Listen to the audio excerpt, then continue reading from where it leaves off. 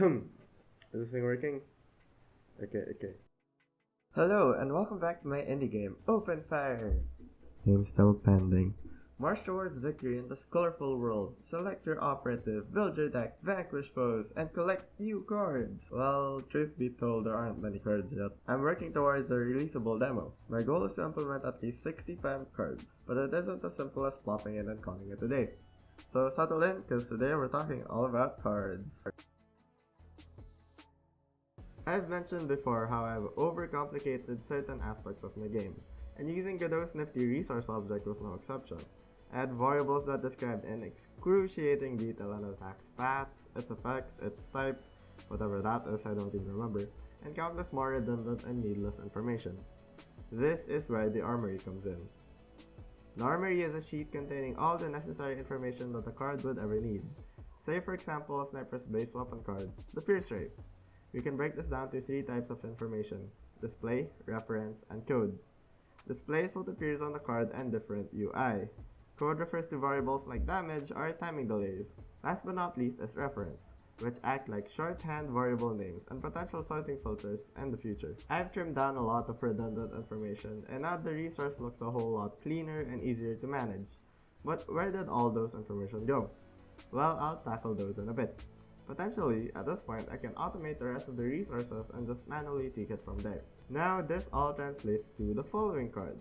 Notice again that we won't be seeing all of the variables written down onto these cards, only the display variables. I can't tell you how happy I am about this. This is definitely a significant milestone in my game's progress. In the previous devlog, I showed how I simplified the deck's workings using Godot's autoload feature. Thus, the deck manager was born. The manager contains the main combat deck, the planned bag inventory, and a bunch of functions that deal with playing, discarding, and adding cards to said deck. Building off of that, I've added a deck decoder that allows me to convert from ID names to cards and vice versa.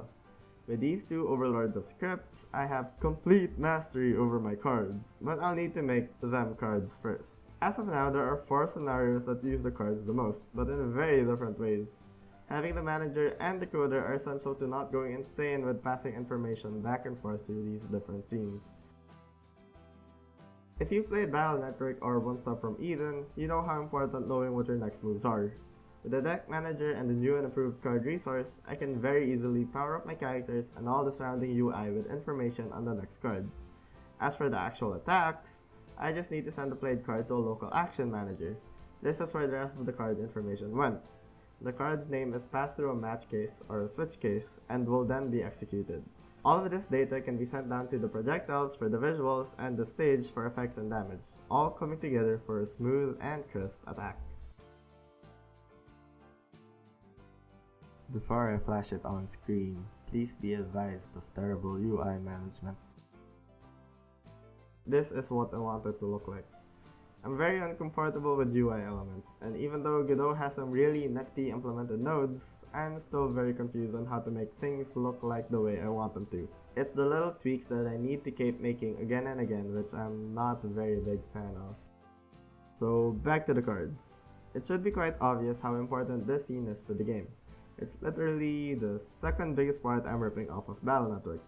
The deck manager simply passes its entire deck into the item list on the left and prints it all out. Right now, the same happens for the bag list on the right, but I do have some nuances that I really want to hammer out properly. For one, the bag should list down how many of each card it holds, instead of listing them down one by one. Second, but only possible when I make more cards, are the deck building rules. The entire deck can't just be the Pierce Ray. And third, I want the ability to sort through the deck using sorting filters I mentioned earlier. Unfortunately, the shop hasn't been implemented enough for me to show much of it. And more importantly, I haven't really fully considered any sort of money system yet. However, I don't think any card-based game would be complete without capitalism, some sort of friendly shopkeeper bolstering your deck as you play. And I definitely have more functions planned for this shop than just buying the cards, which you'll just have to wait for in the future. Speaking of deck building roguelike game requirements, here's the reward screen. Choose a card, any card. The deck decoder is the star in the scene because it also works as a dictionary for all the cards I've implemented. I have much to consider in terms of prize pools and card rarities and distributions, however I'm proud of what I've achieved so far. Sans fighting the same sentry over and over again, the game loop has been made ever more complete. Unlike other games though, I haven't really made skipping an option since you don't actually need to add the card in your deck right away. It's just going to stay there in your bag until you want to use it. I'm not gonna shy away from exhaust or jams or those kinds of mechanics within the cards and gameplay itself, but I want the game to revolve around you handcrafting your deck to adjust for the next opponent. That's pretty much it for cards and their role in the game. A lot is hanging on the balance of the deck manager, decoder, and the cards themselves. I'm bracing myself for the nightmare that is game balancing. Yet, I'm really excited to continue implementing the rest of my goal amount of cards to reach that workable demo by probably December? Anyway, I still have some side work to do, like I need to clean up the menus, especially the fonts. Then I still really want to make moves feel more modifiable, and I really want the characters to have free range on their sidearms, the weapons that they just come into battle with normally. The work never ends, but the dream doesn't either. Anyway, that's it for now. I am the Noontime Dreamer. Thanks for watching, and don't you ever stop dreaming.